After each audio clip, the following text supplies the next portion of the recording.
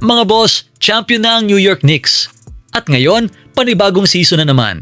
Pero ang malaking tanong para sa 2026-27 NBA season, kaya pa kayang mag-champion ulit ang Knicks? Dahil hindi na nila kailangang patunayan na kaya nilang manalo. Ang challenge ngayon ay mas mahirap. Kailangan nilang ipagtanggol ang kanilang titulo. At interesting ang sitwasyon ng New York dahil kahit may isang malaking nawala sa kanilang roster, halos buo pa rin ang core na nagdala sa kanila sa championship. Nandiyan pa rin sina Jalen Brunson, Karl Anthony Towns, Mikal Bridges at OG Anunoby.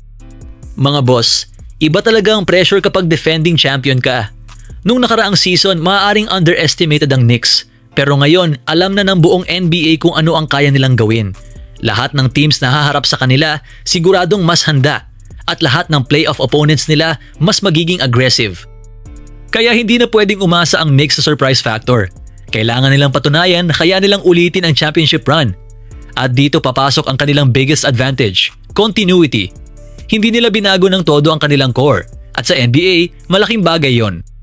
Siyempre, magsisimula tayo kay Jalen Brunson. Siya ang puso ng Knicks. Kapag kailangan ng big shot, siya ang aasahan.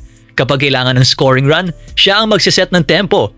At kapag naging close ang playoff game, malaking bagay ang kakayahan niyang gumawa ng sariling tira. Pero ngayon, ibang level na ang pressure kay Brunson dahil hindi na lang siya basta star player. Siya ang leader ng defending champions. At kapag dumating na ang playoffs, kailangan niyang maging consistent sa bawat series. Kasama ni Brunson sa frontcourt si Karl Anthony Towns. At ito ang isa sa mga dahilan kung bakit dangerous ang Knicks.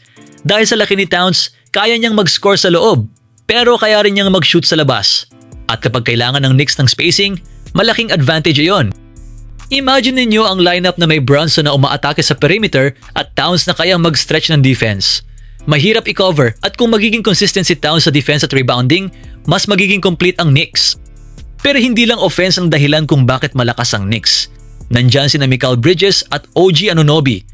Dalawang players na napaka-importanteng bahagi ng kanilang defensive identity. At kapag playoff basketball na, malaking bagay ang magkaroon ng wings na kayang magbantay sa elite scorers.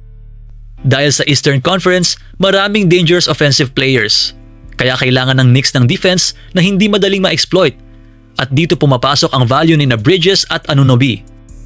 Ngayon, punta tayo sa problema. Mitchell Robinson. Umalis siya sa Knicks at pumunta sa Boston Celtics. At malaking loss iyon para sa New York. Bakit? Dahil si Robinson ay nagbibigay ng rebounding, size at interior defense. Kapag may problema sa offensive end, kaya niyang bumawi sa defense at sa boards. Ngayon, kailangan nilang punan ang role na yon. At ang bagong addition nila ay si Andre Drummond, veteran center, malaking katawan, experienced rebounder. Pero ang tanong, sapat ba si Drummond para mapalitan ang impact ni Robinson? Iyan ang isa sa mga bagay na kailangan nating bantayan ngayong season. At hindi rin dapat malitin ang bench ng Knicks. Nandyan sina Jordan Clarkson, Jose Alvarado, Landry Shamet at Miles McBride. May scoring, may energy, may experience, at may players na kayang magbigay ng impact kahit hindi starters. Kung pagbabasehan ng projections, inaasahan na sa paligid ng 53 wins ang Knicks ngayong season. At honestly, hindi yun nakakagulat. Dahil halos intact ang kanilang pangunahing core at hindi rin ganun ka-stable ang ibang team sa Eastern Conference. Kaya posible talagang matapos ang Knicks sa top portion ng standings. Pero tandaan natin, regular season at playoffs ay dalawang magkaibang bagay. Maaari kang manalo ng maraming games sa regular season. Pero kapag playoff na, ibang basketball na yon. Ito ang pinaka-importanting tanong. Kaya ba nilang mag-champion ulit? Para sa akin, absolutely possible. May superstar, may scoring, may defense, may depth, at higit sa lahat, may championship experience na ang core. Hindi na sila nangangapa kung paano manalo sa playoffs. Alam na nila kung ano ang pressure. Alam na nila kung gaano kahirap ang championship run. Pero hindi ibig sabihin na automatic silang magba-back-to-back dahil kailangan nilang harapin ang mga teams na mas determinado ngayon. Kaya mga boss, kung tatanungin ninyo ako, kaya pa kayang mag-champion ulit ang Knicks? Para sa akin, yes. Isa pa rin sila sa favorites sa Eastern Conference at posible silang manalo ng around 53 games sa regular season. Pero para maging back-to-back champions, kailangan nilang lampasan ng isang malaking challenge. Panatilihing healthy ang core at puna ng pagkawala ni Mitchell Robinson.